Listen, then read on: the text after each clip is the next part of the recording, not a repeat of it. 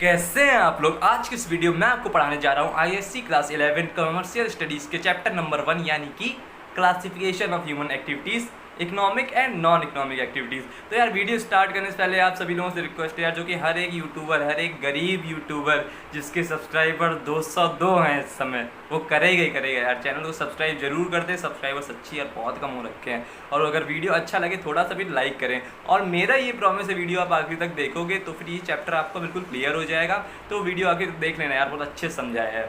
तो आइए शुरू करते हैं बिना किसी देरी के। यार पढ़ रहे हैं ना, पढ़ते समय ये सब कुछ नहीं करना है। तो चलिए पहले हम लोग बात करते हैं ह्यूमन एक्टिविटीज़ क्या होती हैं। ह्यूमन एक्टिविटीज़ वो सारे काम हुआ करते हैं जो हम लोग इंसान करा करता है अपने जीवन काल में, यानी कि हम अपने लाइफ टाइम में जितने भी काम करते हैं उन्हें हम लोग ह्यूमन एक्टिविटीज़ करते हैं। वो ह्यूमन एक्टिविटीज़ ही कहते हैं, चाहे वो कुछ भी हो। तो अब बात करते हैं कितने तरीके की ह्यूमन एक्टिविटीज़ होती हैं। तो ह्यूमन एक्टिविटीज़ जनरली होती हैं दो तरीके की, एक होती है इकोनॉमिक और दूसरी होती है नॉन इकोनॉमिक। तो अब इकोनॉमिक एक्टिविटीज़ की बात करते हैं। तो देखो इकोनॉमिक एक्टिविटीज़ वो सारी इकोनॉमिक एक्टिविटीज़ हो सके इसका एक मोटिव होता है घूम फिर के पैसा कमाना। तो आइए थोड़े से इसके फीचर्स जान लेते हैं। तो देखो इसका पहला फीचर जो मैंने क्लियर कर दिया था, इकोनॉमिक मोटिव। तो इसका ह्यूमन इकोनॉमिक एक्टिविटीज़ करने का हमारा मोटिव क्या रहता है, कुल मिला के हमें पैसा ही कमाना है, जेब भरनी है। बिकॉज अगर पैसा नहीं होगा तो हम लोग एक अच्छी लाइफ स्टाइल कैसे जिएंगे। तो दूसरा क्या होता है मोटिव इसका, प्रोडक्टिव। तो देखो इकोनॉमिक एक्टिविटीज़ प्रोडक्टिव क्यों होती हैं, क्योंकि उसमें देखो लेबर लगता है, ठीक है। उसमें हम लोग कोई प्रोडक्शन कर रहे हैं ना, उसमें प्रोडक्शन कर रहे हैं हम लोग, डिस्ट्रीब्यूशन कर रहे हैं, इसलिए वो प्रोडक्टिव है। और देखो मैंने भी अपने कहते हैं एक सपोर्ट के लिए कि ये नोट्स बना के रखे हैं, जिससे कि इन द केस अगर मैं कहीं फंस जाता हूँ तो वो बता दूंगा। तो ठीक। तो और एक हुआ करता है इकोनॉमिक रिसोर्सेज, यानी इकोनॉमिक रिसोर्सेज में क्या लगा करती हैं, लैंड हो गया, लेबर हो गया, आप फैक्ट्री स्टैब्लिश करते हो तो इकोनॉमिक रिसोर्सेज वगैरह लगेंगे। और बाकी वो कहते हैं कम इकोनॉमी को भी सपोर्ट करने में इकोनॉमिक एक्टिविटीज़ हेल्प करती हैं। बिकॉज कोई भी बिजनेस होगा तो वो भाई टैक्स देगा और देश की जीडीपी में अपना कॉन्ट्रीब्यूशन जरूर देगा यार। तो ये सब होती है इकोनॉमिक एक्टिविटीज़ के फीचर्स।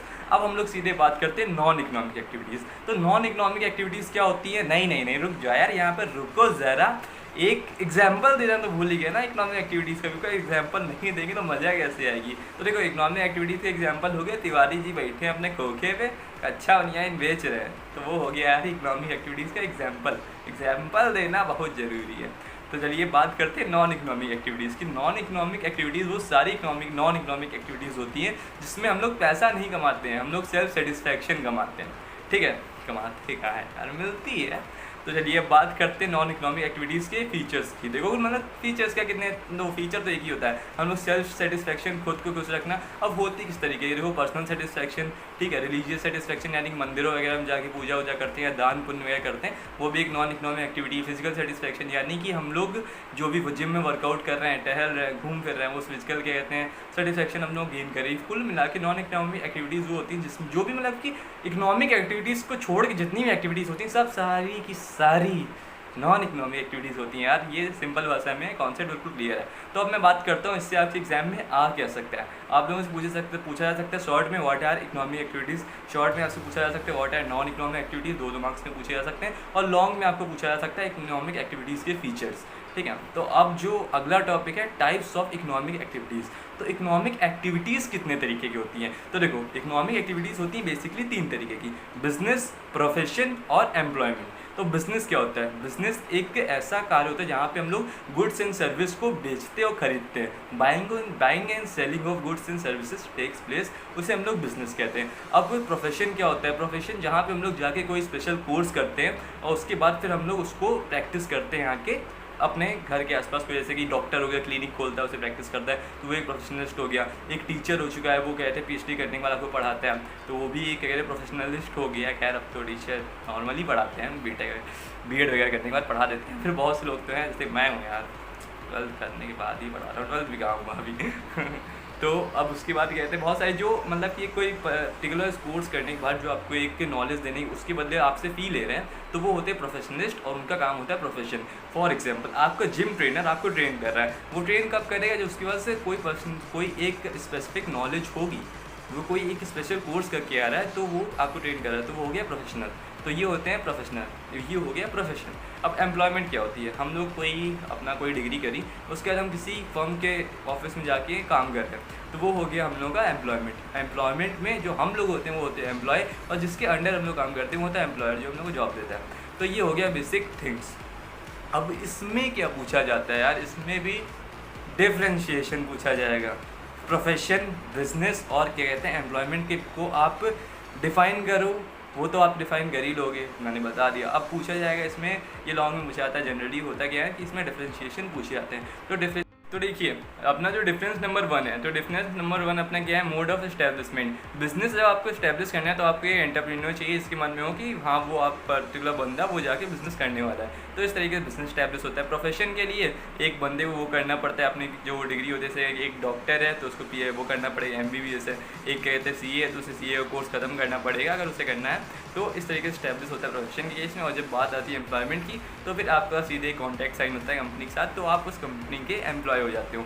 अब बात आती है नेचर ऑफ वर्क। वो नेचर ऑफ वर्क कैसा रहता है, बिजनेस में हम लोग क्या करते हैं, गुड्स एंड सर्विस को खरीदते हैं और बेचते हैं, तो वो हो गया बिजनेस, ठीक है। अब उसके बाद बात करते हैं उसमें यार बिजनेस मार्केटिंग वगैरह की आती है, नया नॉर्मल समझ लो, ठीक। अब बात आती है हम लोग की प्रोफेशन में जो बंदा पर्टिकुलर डिग्री करने के बाद या फिर कोई पर्टिकुलर किसी चीज़ के बारे में नॉलेज है, तो वो उसके क्या कहते हैं वो जाके उससे कहते हैं कि एग्जीक्यूट करेगा, उसने उस वर्क को अपने काम में वो एग्जीक्यूट करने वाला है। तो अब एम्प्लॉय क्या करता है, जो एम्प्लॉय उससे जो इस फर्म में भी वो काम कर रहा है, तो वो जो उसका सीनियर होगा जो उसको काम असाइन करेगा तो वो करता है।